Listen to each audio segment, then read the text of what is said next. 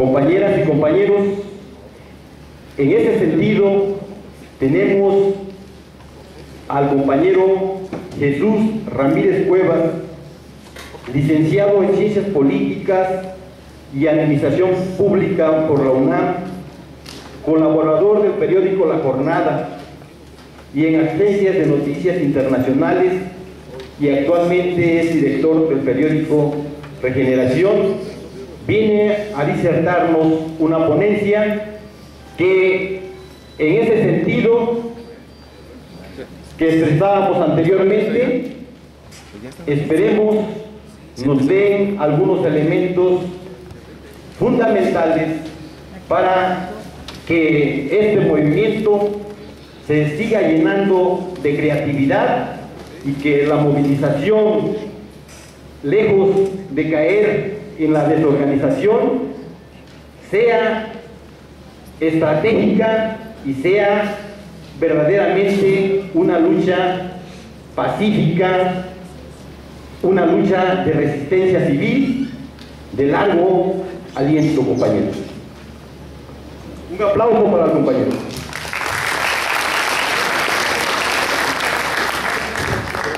Buenas tardes, me da mucho gusto estar aquí. Creo que en primer lugar quisiera mencionar el hecho de que la defensa de la educación pública que hacen ustedes, que va más allá de la defensa de sus derechos laborales, es una defensa de la nación, y que todos los mexicanos conscientes tenemos que entender que la lucha de los maestros hoy es la lucha por la defensa de México.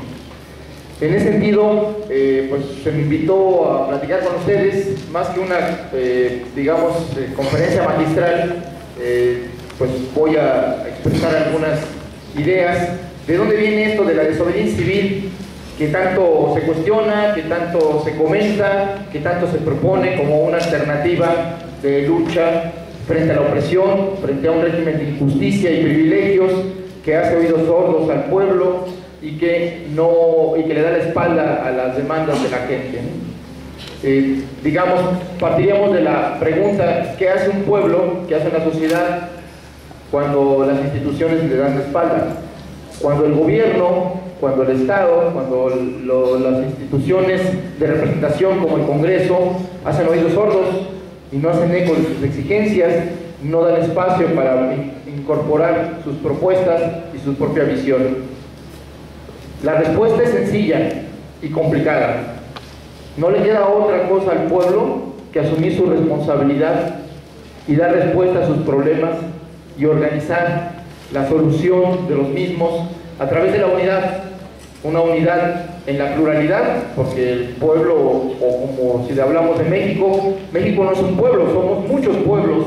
México es un país de pueblos, y en esa medida tenemos que ir hacia una unidad de la pluralidad, de la diversidad y del encuentro de los diferentes, por lo cual lo que debemos buscar en este proceso de transformación que nos enfrenta este régimen de injusticias, pues es la unidad incluso con quienes no piensan como nosotros, pero que coinciden en el hecho de la transformación, del cambio radical, de la democratización de este país, de la lucha por la justicia, de la lucha por establecer un régimen de justicia social y política.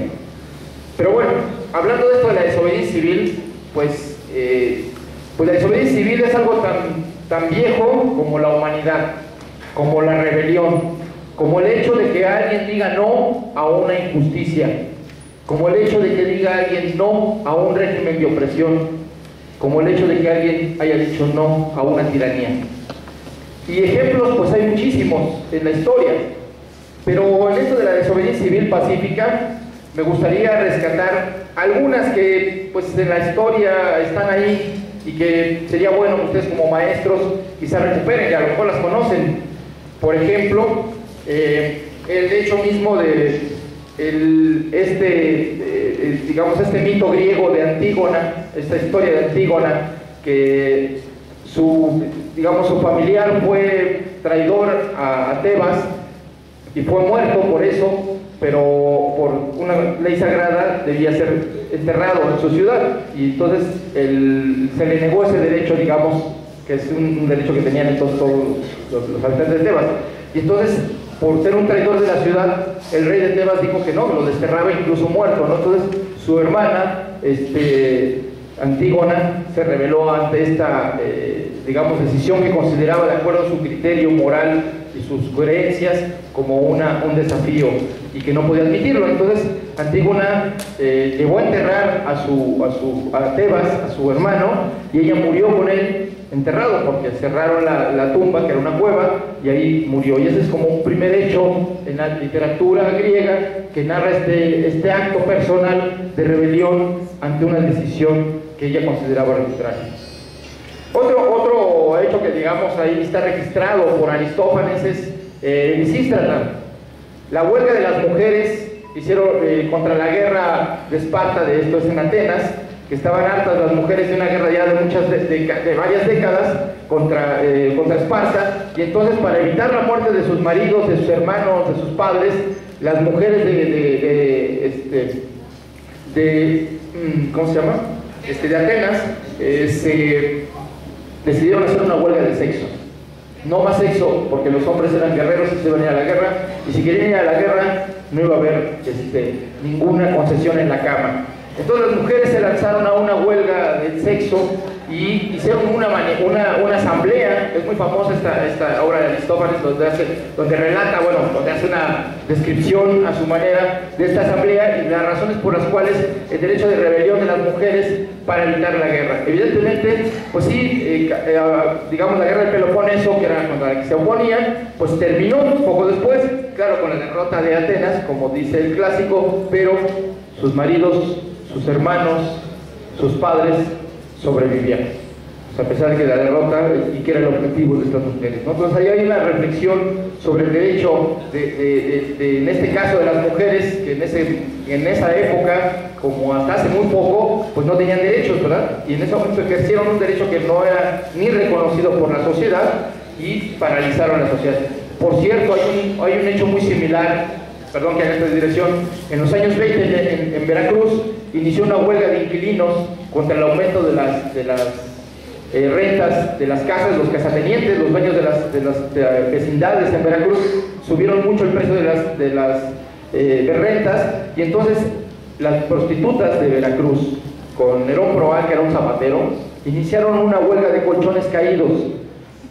Parece la historia un poco que yo me estoy limitando, pero no, porque esa huelga de inquilinos logró cambiar las leyes inquilinarias en México y logró que se congelaran las rentas, no solo en Veracruz, sino también en la Ciudad de México, en Guadalajara, en Puebla, en varios lugares. Incluso llegaron al extremo que ese movimiento, esa huelga de colchones caídos, llevó a la idea de construir una utopía, que era una ciudad libertaria fuera de Veracruz, ahí por Cardel, que ellos iniciaron, después fue derrotada, pero bueno, una huelga de colchones caídos como esta que yo les estoy contando de la época griega, en México llevó al cambio, a un movimiento social muy fuerte, a través de una acción de desobediencia civil, que fue pues ponerse en huelga de sexo, en este caso las prostitutas, que se ve que eran muy requeridas en Veracruz porque conmocionaron la ciudad y llevaron a esta rebelión social y a este intento de construir una ciudad libertaria con un gobierno incluso desconocido al gobierno por revolucionario y por eso fueron reprimidos, ¿no? Pero bueno, aparte del breviario cultural y histórico de México, continúo con este recuento. La idea de la desobediencia civil es una acción individual o colectiva que se opone a una decisión o a una ley injusta o a un régimen injusto. Entonces, esta acción puede ser organizada o puede ser un acto individual, pero después hablaremos de ya como filosofía, como pensamiento político. La desobediencia civil es una acción colectiva, pero en este caso, como acto también de desobediencia personal, digamos, fue legitimado a partir de la Revolución Francesa. Como ustedes saben, en 1789 la sociedad del tercer estado, el pueblo llano en Francia, se levantó contra la monarquía y entonces más bien arrasó con la monarquía y construyó la primera república del mundo. Y en ese sentido, esta república francesa estableció una constitución, y curiosamente es la primera constitución que reconoce el derecho de rebelión. y el derecho a desobedecer la injusticia. Este principio, que incluso lo indexó a los derechos humanos, que un derecho a la rebelión, el derecho a la desobediencia es parte de los derechos del hombre y de la mujer, diríamos ahora, es parte de la esencia de lo que es la fundación de la República. Entonces, no puede haber república sin, sin el consenso de la sociedad, del pueblo, y en tanto se estableció ahí el principio de que la soberanía nacional, la soberanía del Estado, la soberanía de la República residía esencialmente en el pueblo. Y en esa medida, al residir en el pueblo, al crear el concepto de soberanía popular, se establecía junto con ello el derecho de rebelión, que Morelos, en la Constitución de Apatzingán, introduce a la legislación mexicana. El artículo 4 de la Constitución de Apatzingán establece que el pueblo tiene derecho a rebelarse cuando el gobierno no cumple con el fin para el cual está creado, que es la felicidad del pueblo, según la Constitución de Apatzingán. Entonces, este principio del derecho de rebelión, de desobediencia, está establecido en nuestra Constitución. Ustedes lo saben, el artículo 39 establece que el pueblo tiene todo el tiempo el derecho de cambiar su forma de gobierno si atenta contra su bienestar y su propia situación y derechos, ¿no? Entonces, esto viene desde la Revolución Francesa y, digamos, ha sido un principio democrático que viene acompañado con los derechos humanos. Bueno, pero la idea, la palabra desobediencia civil, la acuña un estadounidense, un poeta, un filósofo estadounidense llamado Henry David Thoreau. Curiosamente, aquí otra vez México se cruza, porque él comenzó un acto de rebelión contra su gobierno, dejando de pagar impuestos, porque estaba en contra de la esclavitud y estaba en contra de la anexión de Estados Unidos de Texas y de la guerra contra México. Entonces, él va a la cárcel por no pagar esos impuestos y hace un alegato contra la intervención en México por inmoral, por ilegal y porque está en contra de cualquier opresión de un pueblo contra otro, y por lo cual él dice que el principio de no colaborar con un gobierno opresor es un deber moral de todo ser humano consciente. No puede aceptar, no puede obedecer a un régimen de injusticia que favorece la esclavitud, que favorece la invasión de otros países. Incluso él fue amigo de un pastor que se rebeló en Estados Unidos, que fue contemporáneo de él, y mientras él, digamos, fue por la desobediencia civil, su amigo se fue por la rebelión armada contra la esclavitud, ¿no? Entonces, a partir de este hecho, mientras Henry David Thoreau iba a la cárcel por no pagar impuestos contra la guerra contra México, aquí en México, en la Ciudad de México, se practicaba la desobediencia civil, aunque no se le conocía el concepto, ni se le llamaba así. Cuando aquí entraron las tropas de Estados Unidos, pues no podían salir a las calles, iban como tropa. La única manera de circular por esta ciudad cuando invadieron era como tropa, no podían salir de noche, la gente les arrojaba aceite caliente, agua caliente desde las azoteas de aquí de este centro histórico, los apuñalaban en la esquina cuando encontraban un soldado. Entonces todas las clases sociales, digamos, se confabularon. Esto está descrito por Guillermo Prieto en sus crónicas de la intervención, y ahí cuenta cómo esta rebelión social, esta desobediencia de no colaborar con los invasores, llevó a hacer imposible la estancia de las tropas norteamericanas en México, ¿no? Entonces también este es, digamos, otro antecedente de cómo cuando el pueblo se junta y se organiza, aunque en actos de rebelión individual o colectiva, si son masivas, si se multiplican, hacen imposible, irrespirable la existencia de la opresión, de la injusticia o de la intervención y el colonialismo. En ese sentido, decía Henry David Thoreau que es un deber de todo ciudadano actuar de acuerdo a su conciencia.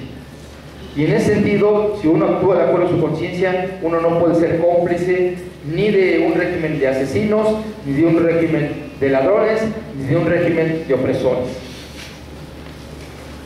Y esto hablando de la guerra sobre México. Entonces, inspirado en él, digamos, en esta cadena cómo el pensamiento y la lucha social y la lucha política va encadenando y va construyendo también su escuela de formación, su pensamiento y su acción, pues influido por David Thoreau y por Tolstoy. Tolstoy también, digamos, leyó a Thoreau y digamos estableció una reflexión sobre la desobediencia y él lo asociaba por su creencia cristiana a que como el cristianismo de que pensaba era un anarquismo cristiano, él decía que por obligación divina cualquier persona debía oponerse a la opresión, y en ese sentido decía que la ley de Dios obligaba a todos los cristianos a rebelarse contra los zares. Entonces, este pensamiento, digamos, no precisamente republicano, ¿verdad?, ni ciudadano, pero que apelaba al derecho de rebelión, fue la fuente de inspiración de Mahatma Gandhi. Mahatma Gandhi leyó a Tolstoy, leyó a Thoreau y comenzó, digamos, en Sudáfrica. Él fue un migrante en Sudáfrica, donde pues los negros no habían tenido derechos, ¿verdad? Pero tampoco los otros de color, como les llamaba la ley entonces. Entonces toda persona de color, incluidos los asiáticos, hasta los chinos eran considerados de color, claro, no de color moreno, pero también eran considerados gente de color. Entonces toda la gente de color, había leyes muy estrictas en Sudáfrica contra ellos, entre ellas que no podían salir de noche, que tenían que ir permisos especiales para viajar de un lugar a otro, había impuestos especiales, no tenían derecho en estructura gubernamental a tomar puestos de responsabilidad, en fin, una serie de leyes de discriminación. Y entonces Gandhi empieza a reflexionar de cuál era el mejor camino para combatir esta opresión. Y entonces, inspirado en Thoreau y en Tolstoy, inicia lo que se llama la desobediencia civil no violenta. Entonces, esta desobediencia civil no violenta que él comienza, digamos, a imaginar a partir de, bueno, cuál sería el mejor camino para lograr el triunfo sin causar mayor estragos a la población, sin causar mayor daño a quienes al pueblo. Entonces estableció la no cooperación con el régimen opresor como la forma en cómo evidenciar la opresión misma, ¿no? Entonces los hindúes en Sudáfrica y los chinos en Sudáfrica se van, bueno, y establece que esta no cooperación, para hacerla visible, habría que realizar una acción colectiva contra una ley injusta. Y entonces van, digamos, contra estas leyes que discriminan a los de color, así denominados entre comillas. Y entonces esta no cooperación dice: la no cooperación está al alcance de cualquiera. Esto no requiere, toda persona que sea consciente y esté en contra de esta opresión, esté en contra de esta injusticia, puede colaborar, es decir, con esta idea de resistir, no colaborando con los opresores. Entonces, este primer principio de no colaboración, de no cooperación, es uno de los principios hoy establecidos de la desobediencia civil.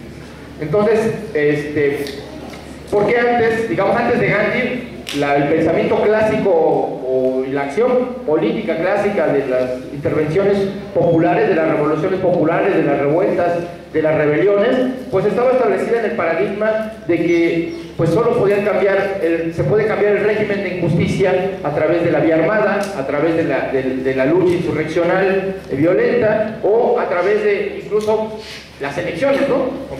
Como otro de los paradigmas, y que no importaban los medios, si lo que importaban eran los objetivos. Y entonces él hace una reflexión ética diciendo: no, los medios son los fines. Si nosotros llegamos al poder o hacemos en la lucha por medios no éticos, el resultado va a ser un régimen de opresión. Si llegamos por las armas a tomar el poder, decía, entonces vamos a tener que sostenernos por la vía de las armas, porque es de esa manera en la que llegamos, ¿no? Entonces, a partir de esa reflexión de que los medios sí importan y que los medios impactan a los fines, entonces desarrolló esta filosofía de la no violencia como una herramienta política de lucha. Decía: la no violencia, la desobediencia no violenta, no es pasividad, no es irse a su casa y no hacer nada, esto es por el contrario, es una acción colectiva también individual, pero sobre todo cuando se convierte en un movimiento, es una acción colectiva y es una herramienta de lucha al alcance de todos, para el bien de todos. Y en ese sentido, de lo que se trata es de utilizar esos medios para construir, para transformar y para cambiar la realidad.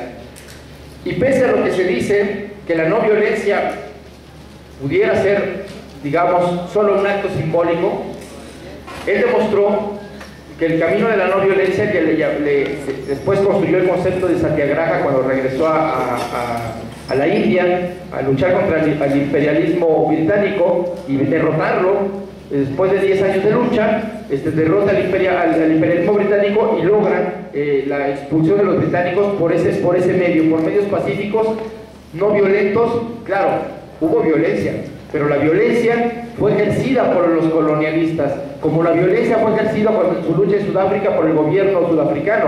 Pero lo que dice, digamos, la reflexión que hace Gandhi respecto a la violencia es que la violencia, cuando una de las partes no la ejerce, recarga todo el peso moral y político de la violencia al agresor, y que eso termina desgastándolo y evidenciándolo políticamente, y por lo tanto, a los ojos del resto, volviéndolo ilegítimo.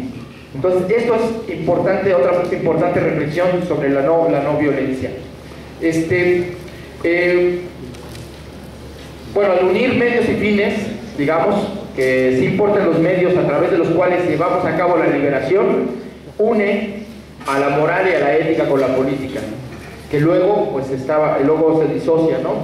Diciendo que no importa cómo le hagamos, pero hay que ganar, ¿no? Pero luego en ese camino, cuando uno busca cualquier modo de ganar, incluso de manera antidemocrática, pues termina uno afectando a la causa y al objetivo por el cual uno lucha, ¿no? Entonces, si uno quiere hacer una transformación democrática, pues habrá que buscar métodos democráticos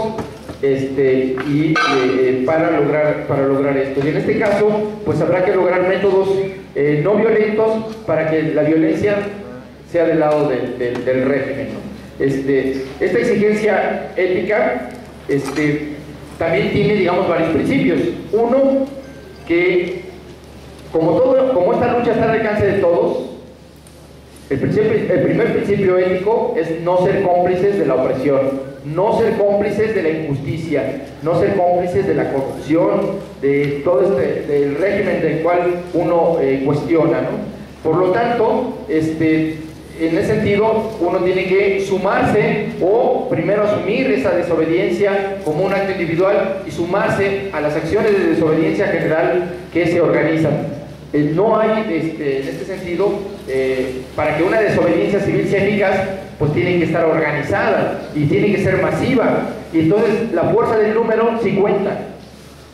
Si pensamos que hoy el 1% de la humanidad está oprimiendo al 99%, la fuerza del número sí cuenta. Él, por ejemplo, en un país de 350 millones de hindúes de entonces, ya desde los años 40 ya 350 millones, él organizó un ejército de 100,000. Y con 100,000, que es un número ínfimo en relación al número total de habitantes, logró llevar a cabo su lucha. Pero eso es algo que es parte de la historia. En México la independencia la iniciaron unos cuantos, después se hicieron varios miles, pero la inició una minoría, y de hecho la llevó a cabo una minoría, nunca es la mayoría la que lleva a cabo las luchas. Igual la revolución la iniciaron pues los que ya sabemos, y no eran la mayoría del país, pese a que en la época de la revolución de 14 millones de habitantes, 13 millones estaban vinculados o sometidos por las haciendas. Entonces había un sistema de esclavitud que abarcaba la mayoría de la población. Pese a eso, pues fue una minoría la que se levantó en armas y que llevó a cabo su lucha. Entonces, en ese sentido, esto es importante que entendamos que la desobediencia civil es eficaz, incluso ha cambiado la realidad de los países. Si tomamos en cuenta los cambios políticos en las últimas décadas, las revoluciones hoy, la mayoría son pacíficas, son masivas, es salir a la calle, son movilizaciones, pueden ser largas, pero se ha demostrado que es la movilización civil, la lucha popular organizada en la calle, ha logrado derrocar gobiernos, y lo hemos visto en los últimos años, pero en las últimas décadas Más de 250 regímenes políticos, regionales y nacionales han cambiado por esta vía, por la vía pacífica de la organización popular y contraponiendo la organización a la violencia del Estado o de la tiranía. Y en ese sentido, este es un principio que se recuperó de Gandhi y de bueno, Martin Luther King, que después siguió, y de otros, ¿no? Entonces, esa es la determinación del sector que está consciente de hacer el cambio, el que hace posible el cambio. Si no estamos determinados a ganar, si no estamos determinados a evidenciar y a denunciar esta opresión y a continuar en el camino, aun cuando sea largo, no hay forma de ganar. Entonces, para que la desobediencia civil pacífica sea eficaz, sea triunfante, tiene que haber una gran determinación de quienes lo llevan a cabo. En ese sentido, pues yo decía, la desobediencia civil no violenta no es pasiva, es acción directa, es actuar contra la opresión, pero sin métodos violentos.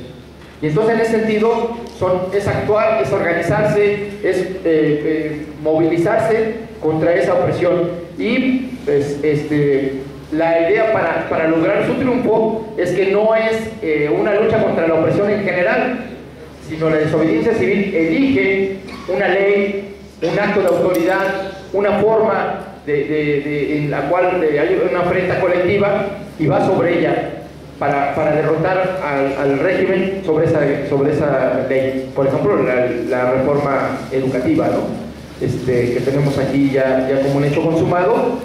La desobediencia civil sí puede ser un instrumento eficaz si logramos concitar el apoyo de maestros, de padres de familia e incluso de los alumnos contra esta ley. Y podemos buscar muchas formas de acción desde las escuelas y en acciones coordinadas en las calles, en las plazas, y combinando este tipo de acciones en una lucha pues contra la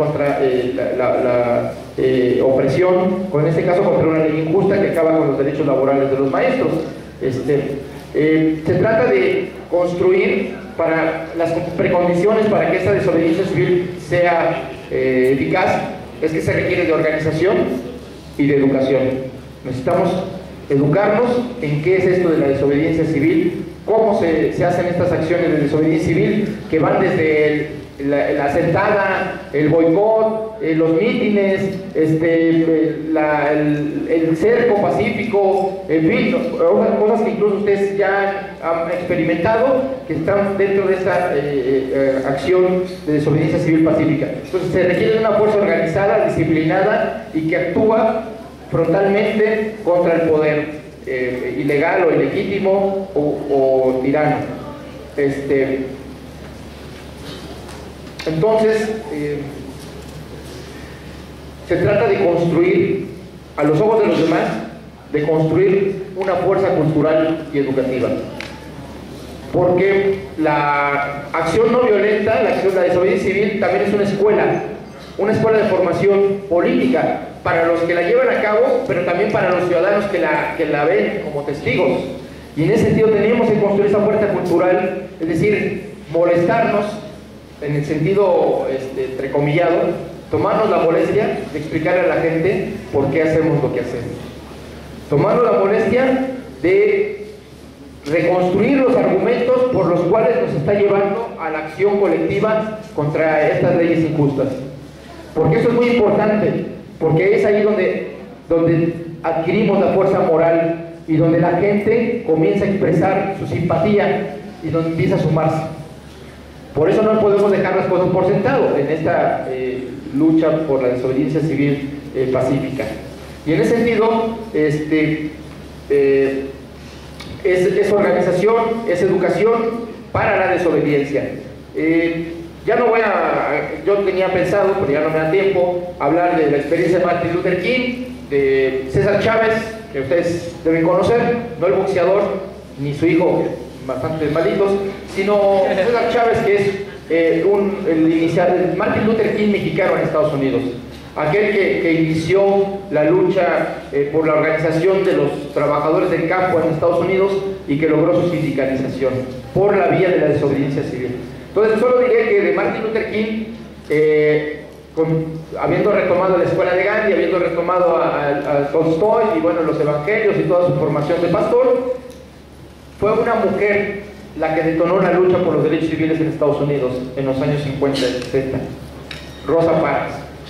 Rosa Parks es una trabajadora de la maquila que ya cansada, muy cansada de la fábrica de 12 horas de la jornada de trabajo, tenía que subir en Montgomery, una ciudad racista del sur de Estados Unidos, donde estaba prohibido en los autobuses compartir blancos y negros. Entonces los negros les tocaba hasta el fondo y a los blancos adelante. Y entonces en medio pues había posibilidades de sentarse si no había blancos. Entonces ella se sentó en medio en el autobús, muy cansada, ya no quería llegar hasta el fondo, y en eso empezaron a subir blancos en las siguientes paradas, y entonces la querían obligar a pararse. Y ella nunca se paró, y dijo, no, yo estoy muy cansada, no, esto es injusto, yo no me voy a levantar. Y entonces terminó la corrida del camión y nunca se paró, al grado tal de que la encarcelaron por desobedecer leyes racistas. Y entonces, esta Rosa Parks, una pequeña mujer, de aspecto pequeño y de estatura pequeña, pero una gran mujer, que harta de la opresión se opuso a esta ley racista en los autobuses, fue a la cárcel, y a partir de su encarcelamiento se detonó una lucha de indignación y entonces este acto de desobediencia individual fue el ejemplo para iniciar la desobediencia civil por los derechos civiles en Estados Unidos. Entonces Martin Luther King, otros pastores, abogados, luchadores por los derechos civiles fueron a Montgomery e iniciaron un boicot a los transportes de este lugar, al grado tal de que los mismos transportistas pidieron, porque los negros eran la mayoría, o la gente de color era la mayoría de los que se transportaban en esos camiones. Entonces hubo un boicot, la gente prefería irse caminando, en bicicleta, se habilitaron camionetas, camiones de redilas y todo el mundo se iba a su trabajo, pero no tomaba los autobuses Entonces este boicot, al final de cuentas, derrotó las leyes racistas de la ciudad de Montgomery y tuvieron que aceptar que pudieran los negros y blancos convivir en los autobuses. De igual manera, en otras ciudades de Estados Unidos hicieron este tipo de acciones, pero esto requería de una gran organización comunitaria, una gran educación política y una gran participación, porque sin eso son precondiciones para que la desobediencia civil sea eficaz. Bueno, con estos principios, César Chávez logró la sindicalización de los trabajadores del campo en Estados Unidos a través de varias herramientas de lucha. Una fue la huelga, los piquetes de huelga, los boicots, las sentadas y, digamos, el volanteo, los mítines, etc. Y a mí me gusta mucho rescatar la experiencia de César Chávez, porque, bueno, en particular porque era de origen mexicano, padres eran mexicanos. En segundo lugar, porque en contra de todos los pronósticos, porque no había, los blancos legales no apoyaban a los mexicanos ilegales, ¿verdad?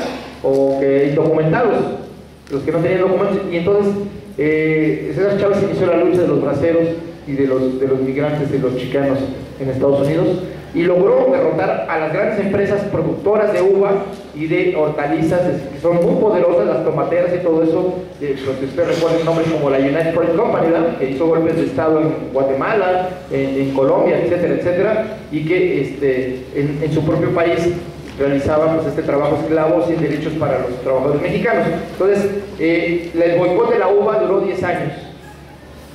Después de 10 años de que no permitían la sindicalización de los trabajadores del campo, triunfaron los trabajadores mexicanos y lograron la sindicalización, y fue por la ayuda, o sea, lograron crear una conciencia alrededor de cómo se produce una uva, cómo se cosecha una lechuga, cómo llega la fresa a tu mesa, cómo los tomates que hacen tu ensalada, cómo los hacen trabajo esclavo y sin derechos. Pues lograron crear una conciencia en toda la Unión Americana, incluso en otros países, que empezaron a boicotear todos los productos de estas empresas que tenían trabajo esclavo, y triunfaron. Pero claro, no sin el apoyo de los trabajadores del campo, no sin los propios mexicanos organizados. Y César Chávez decía una cosa: la mejor manera de aprender a luchar es luchando, y ustedes lo saben mejor que nadie, que la mejor manera de hacernos mejores personas y seres humanos es luchando, y luchando por nuestros derechos.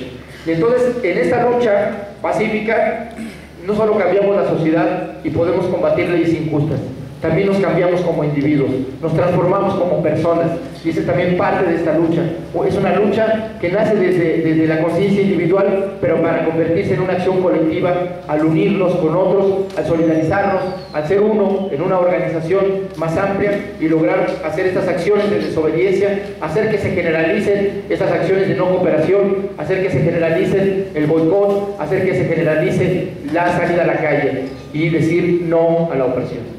Entonces, lástima que ya me extralimité del tiempo y que tengo otra tarea que hacer en otro lugar, y me disculpo por ello, pero pues ahí los dejo con esta reflexión de que, y termino con una frase de César Chávez, porque para mí es importante que recuperemos también las historias de los mexicanos de lucha en Estados Unidos, porque además parte de nuestro territorio y pues siguen siendo parte de nuestro país y de nuestra cultura. Y decía una cosa, César Chávez decía: participo en la huelga y luego existo. El piquete es algo bello porque es algo que toca profundamente nuestro corazón y nos hace seres humanos. Y bueno, ustedes lo saben mejor en esta lucha larga que llevan ya contra esta injusta ley laboral mal llamada reforma educativa, que esto está cambiando también a muchos maestros que por primera vez están saliendo a decir no a una ley injusta que está acabando con sus derechos, pero también están cambiando al país. Y pues yo les agradezco su lucha como mexicano, como ciudadano, y pues expreso su solidaridad y también pues mi reconocimiento a que si ustedes están buscando que esta lucha sea pacífica, sea por la desobediencia civil, yo les aseguro, porque he participado como periodista, como estudiante, como trabajador, yo también he sido sindicalista en esas luchas y sé el valor de la lucha. Y hoy, frente al desastre y a la destrucción de nuestro país, hay un contingente muy numeroso, muy organizado, que está diciendo ya basta y que está llamando a la transformación. Y esos son ustedes. Y están dándonos una lección, nos están dando una lección de educación política, de educación cívica, pero también de educación ética, moral, y una educación que ojalá nos toque el corazón para poder defender nuestro país, porque como lo hicieron en la época de la independencia, como lo hicieron en la época de la intervención, como lo hicieron en la época de la reforma y la revolución mexicana, hoy a esta generación nos toca defender nuestro país. Hoy, como alguien dijo el fin de semana, si los derechos que entregó las tierras y los recursos naturales que entregó el porfiriato tuvo que haber una revolución para recuperarlos, hoy, frente al despojo que está haciendo el neoliberalismo, se requiere de una revolución para recuperar nuestra nación, para ser un pueblo digno, para ser un pueblo libre. Pero hoy, por la fuerza del número, por la fuerza de la educación que también ustedes han logrado construir, por la fuerza del entendimiento de nuestra historia, hoy podemos hacerlo. Tenemos la posibilidad de hacerlo por la vía pacífica, por la vía de ser hombres y mujeres libres que decimos no, que desobedecemos la injusticia, que desobedecemos la opresión y que nos volvemos por ello hombres y mujeres libres, y que con esa libertad podemos enseñar a otros a ser libres. Yo lo dejo ahí, muchísimas gracias. Compañero, disculpa, permite que hagamos una pregunta.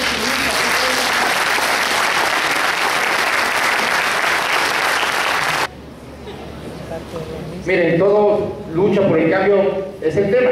Estamos viendo si se puede por la vía pacífica o tenemos que recurrir a otros métodos. Estamos reflexionando si es eficaz la desobediencia civil. Estoy de acuerdo con el compañero de que la experiencia histórica y la experiencia en América Latina demuestra que la transformación, incluso por la vía electoral, solo es posible con la movilización, la organización y la lucha popular. Sin esa lucha popular, sin esa lucha en las calles, sin esas acciones de desobediencia, no hay manera de cambiar ningún régimen, y mucho menos ganar una elección. Si Evo Morales llegó al poder en Bolivia fue por la guerra del gas, por la guerra del agua, por la rebelión de los pueblos indígenas que salieron a la calle y derrocaron a un gobierno. Si fue posible que Correa llegara, hubo la rebelión de las clases medias en Ecuador, donde derrocaron también a un gobierno. Sí, hubo un cambio en Brasil, después de 3 intentos, fue por la organización popular, por la Central Única de Trabajadores, por el Movimiento Sin Tierra, por las luchas populares que tomaron la calle, que ganaron en la calle lo que se refrendó en las urnas. Ese es el camino democrático. No hay cambio democrático por la buena, por decirlo así, cuando no hay respeto al voto, cuando aquí se trafica con la necesidad de la gente, cuando incluso se utiliza dinero del narcotráfico para ganar las elecciones. Ya hasta hoy lo reconoce, bueno, ya lo reconocen hasta el gobierno actual, de que a estos grupos, incluso del crimen organizado, apoyan a las mineras contra los pueblos. Entonces, hay, en ese sentido, como de parte de la oligarquía y de parte del régimen político, pues es un régimen ilegal, es un régimen antidemocrático, no respeta las leyes, no respeta la Constitución.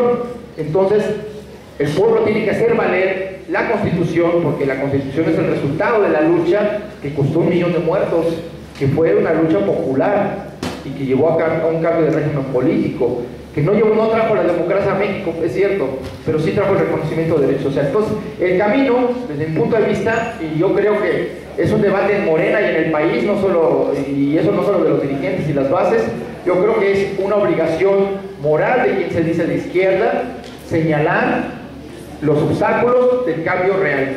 ¿Y cuáles son los objetivos? Para mí, ser de izquierda no es solamente levantar y decir yo soy de izquierda. Para mí, ser de izquierda es todo aquel individuo, grupo social o partido que lucha contra la opresión. Y cualquier partido, así tenga las siglas de la hoz y el martillo, si es cómplice del régimen, no es de izquierda. Y hay que decir las cosas por su nombre. Y quienes hoy votan la reforma educativa, y quienes votan la reforma energética, y quienes están votando contra los derechos del pueblo, no son de izquierda, son parte del régimen, han sido comprados, eso hay que decirlo, porque si no nos engañamos y también nos confundimos. Y eso con todas las letras lo estamos señalando. Entonces también hay que ser consecuentes con ello, y yo diría, si queremos un cambio por la vía pacífica, tiene que ser un cambio que se gana con la organización, con la movilización masiva del pueblo.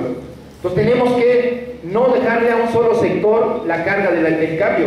Tenemos que ir a la unidad de todos los sectores, de todos los que luchan, de los que defienden el agua, de los que defienden el bosque, de los que están contra la minería ecocida, los que defienden sus derechos como mujeres, como estudiantes, como amas de casa, como ciudadanos.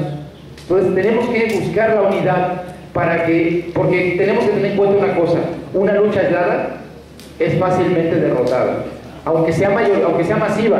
Pues tenemos que concitar y lograr el apoyo de la población y de otros sectores de manera explícita para lograr el triunfo. Y el triunfo a nivel de las reivindicaciones locales, gremiales, específicas, como de la transformación del país.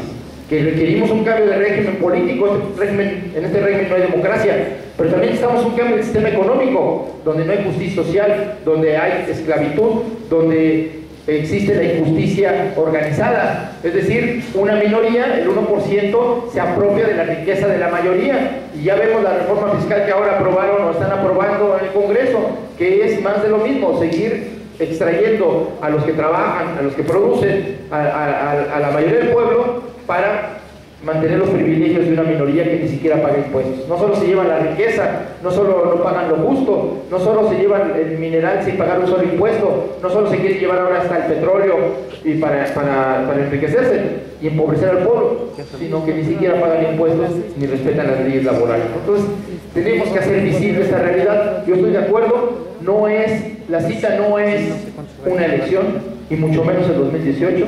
El país no aguanta. El país está siendo destruido, tenemos que actuar ya y tenemos que construir esa unidad de una manera, pues, aprendiendo a dialogar, aprendiendo a saber que somos diferentes, sabiendo que pues, pensamos distinto, pero podemos lograr un programa mínimo contra este régimen de opresión que nos une, y que con esas banderas que nos unen podemos luchar juntos y hacernos más fuertes todos. Yo lo que veo, y no hay que dar la vuelta a la Constitución, hay que enfrentarla, y creo que es una reflexión que hay que hacer todos.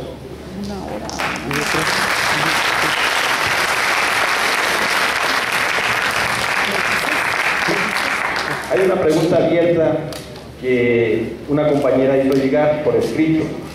Dice: ¿pacifismo es signo de asesinato de dirigentes? Martín Luther King, Gandhi, Jesucristo. No sé si la quiera contestar o la dejamos ahí en el aire nada más. Miren, compañeros, pues, la represión es un hecho real, sea la lucha pacífica o violenta. Entonces, el asunto aquí estriba no en dejarse matar, ¿verdad? Ni en dejarse reprimir. En el caso de la desobediencia no violenta, sí es dejarse encarcelar, en algunos casos. Cuando uno lucha contra una ley injusta, a veces uno viola otra ley, y eso te lleva a la cárcel. Pero eso, cuando se vuelve masivo, cuando llevan a la cárcel a miles o decenas de miles de ciudadanos que violan esa ley, por eso tiene que ser un acto organizado y masivo, entonces se convierte en un problema político para quien ejerce la violencia, incluso el asesinato.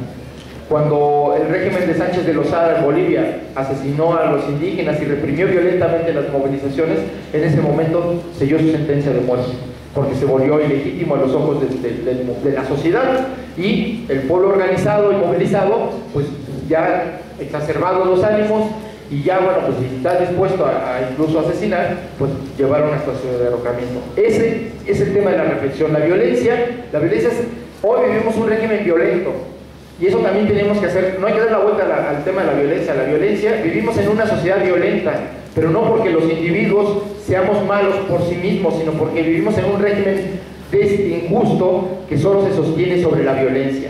Solo se sostiene sobre la violencia de quitarle una parte de lo que produce al trabajador, la violencia de pagarle menos la cosecha al campesino, la violencia de negar el derecho a elegir gobernantes de manera democrática, la violencia de negarle un futuro a los jóvenes cuando no hay la oportunidad de trabajar ni de estudiar, la violencia de negarle la existencia a un niño cuando no tiene que comer. Aquí hay 22 millones de personas que no pueden comer, 10 millones son niños, y ustedes lo saben, porque muchos de ellos son sus alumnos. Entonces, frente a esta violencia, nosotros, la gente que reflexiona desde la desobediencia civil no violenta, reflexionamos que no es con violencia, no es el ojo por ojo y diente por diente, no hay que se reflexiona desde Gandhi así, sino que hay que organizar la fuerza para hacer más y hacer insostenible el régimen de injusticia, de ser insostenible un sistema económico de expoliación, de explotación y de destrucción del planeta, que hoy pone en riesgo incluso la existencia misma de la humanidad. Entonces, tenemos que pensar y repensar las estrategias de lucha, incluso nuestro concepto de revolución, e ir más allá y siempre pensar que hay que involucrar, que hay que buscar que la sociedad pueda expresarse a través de la movilización. Cuando la movilización se vuelve violenta, ya solo se quedan los radicales y organizados. Entonces tenemos que reflexionar sobre esos hechos, porque eso es parte de la lucha, la reflexión sobre las acciones hechas y sobre las acciones por tomar, y las más eficaces y las mejores. Aquí alguien pregunta si el pacifismo es signo... Ah, sí, bueno, ya. Y la última, compañeros, perdón. Mencionemos un libro, los autores del libro, sobre, supongo que esto, las acciones pacíficas para cambiar. Hay un libro se llama Gene Sharp, G-N-S-H-A-R-P, Gene Sharp, que se llama De la dictadura a la democracia. Ese lo pueden bajar de la red, está así, buscan de la democracia, de la dictadura a la democracia, Gene Sharp, y es un manual de desobediencia civil pacífica. Y entonces ahí establece las bases morales, la historia, y hay muchas experiencias políticas y sociales en el mundo, y luego hay un catálogo de todas las acciones, porque ahí habla de más de 200 o 300 tipos de actos y acciones que comprenden la desobediencia civil pacífica. Yo se les recomendaré ese libro. Hay otro que se llama de las insurrecciones no armadas, no recuerdo ahorita el autor estadounidense, pero se llama Insurrecciones no armadas, también está en la red. Y este libro habla de las experiencias de los últimos 20 años, de todas las movilizaciones en Asia, África, incluso Europa, donde han logrado cambios por la vía de la desobediencia civil pacífica masiva, organizada. No se trata de solo de que 5 compañeros nos lancemos a la desobediencia civil, sino que sea esto masivo, sea organizado y ponga en evidencia al régimen, ¿no? Entonces, hay otro libro de José Bové, lástima que ese no se encuentra en la red, José Bové, un dirigente campesino de Francia, el defensor del queso como camembert, el símbolo de los quesos de Francia, ¿no? Entonces, defensor contra los maíz transgénicos, etcétera, que él hizo un libro por la desobediencia cívica, se llama así, es de la editorial Viejo Topo, está traducido al español, pero bueno, es una editorial española. Creo que se puede encontrar aquí en Gandhi o en alguna en alguna de las librerías que vendan este tipo de libros. Son los que yo podría decirles. Hay los libros de Gandhi, del mismo Mahatma Gandhi, que son sobre el tema. Todos sus libros hablan sobre Satyagraha, sobre el camino de la verdad, la desobediencia civil y el camino de la no violencia.